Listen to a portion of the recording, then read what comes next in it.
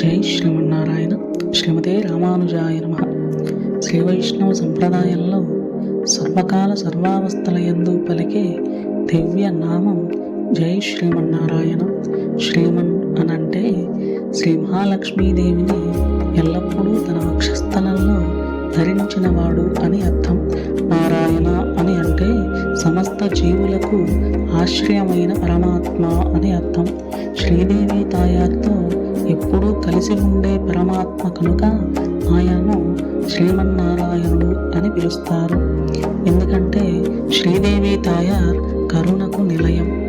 ఈ ఒక్క నామంలోనే శ్రీదేవి తాయార్ అనుగ్రహం, శ్రీమన్నారాయణుని కృప రెండూ నిక్షిప్తమై ఉన్నాయి.